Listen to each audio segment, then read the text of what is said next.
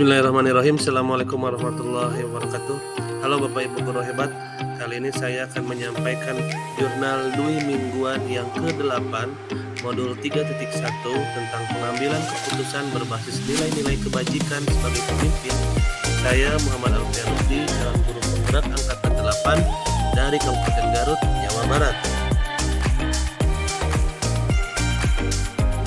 Seperti biasa, untuk jurnal refleksi Dwi mingguan ini saya akan menggunakan model 4M.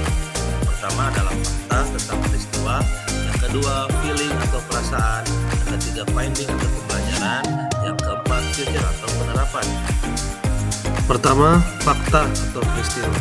Sebelum masuk di pembelajaran modul 3.1, terlebih dahulu diawali dengan melakukan pretest, yaitu tepatnya tanggal 11 September 2023 yang berjumlah 18 soal. Selanjutnya sama seperti modul sebelumnya, pembelajaran dilakukan dengan alur merdeka, mulai dari diri, eksplorasi konsep, ruang kolaborasi, demonstrasi kontekstual, elaborasi pemahaman, koneksi antar materi dan aksi nyata. Tahap pertama mulai dari diri, yaitu kegiatan ini dimulai dengan menjawab beberapa pertanyaan yang terkait dengan pengambilan keputusan yang berbasis nilai-nilai kebajikan sebagai pemimpin. Kemudian melakukan survei dengan dihadirkan satu kasus dan melakukan analisa secara mandiri jika menjadi seorang kepala sekolah. Tahap kedua yaitu eksplorasi konsep, di mana CGP secara mandiri melakukan pembelajaran dan mendalami semua materi modul 3.1 yang ada di LMS.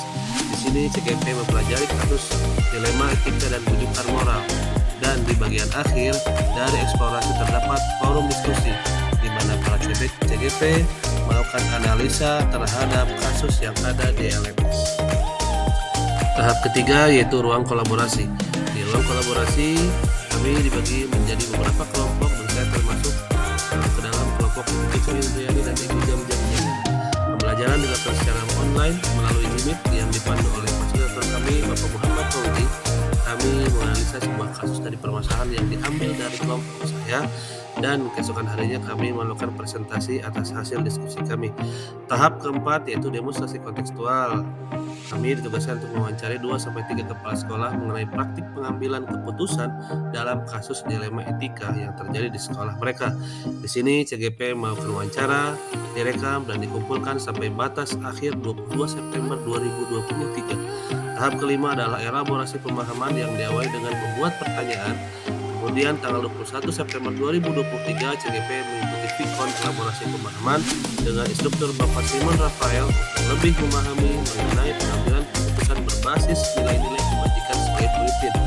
Tahap keenam yaitu koneksi antar materi, mengaitkan materi pengambilan keputusan berbasis nilai-nilai kebajikan sebagai pemimpin masa depan. 2. Feeling atau perasaan.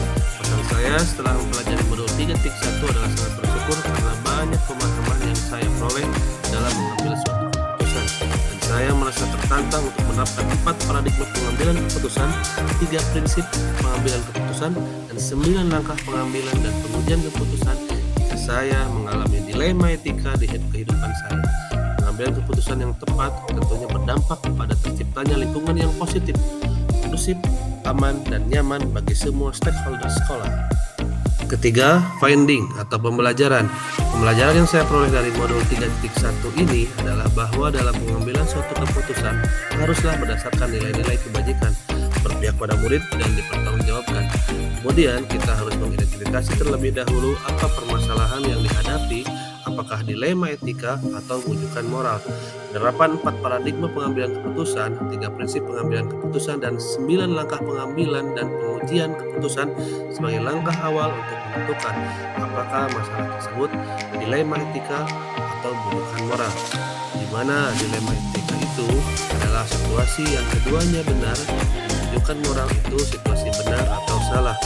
Apabila semua kasus sudah dipahami dengan pelanggaran hukum, maka langkah-langkah pengambilan keputusan tidak perlu dilanjutkan karena sudah melewati uji legal hukum yang menyatakan kasus tersebut adalah benar, salah, atau rujukan moral. Keempat, future atau penerapan. Dengan pemahaman dan pengetahuan yang saya peroleh dari modul 3.1 ini, saya akan mulai menerapkan 4 paradigma pengambilan keputusan, 3 prinsip pengambilan keputusan, dan 9 langkah pengambilan dan pengujian keputusan jika saya dihadapkan dengan permasalahan situasi dilema etika. Dan saya akan berbagi pengalaman dengan rekan sejawat saya mengenai langkah-langkah pengambilan keputusan ini, agar nantinya kami dapat mengambil keputusan sesuai dengan nilai-nilai kebajikan universal yang dapat dipertanggungjawabkan dan semua berpihak pada murid. Sekian pemaparan jurnal Dwi Mingguan yang ke-8. Terima kasih, salam guru penggerak.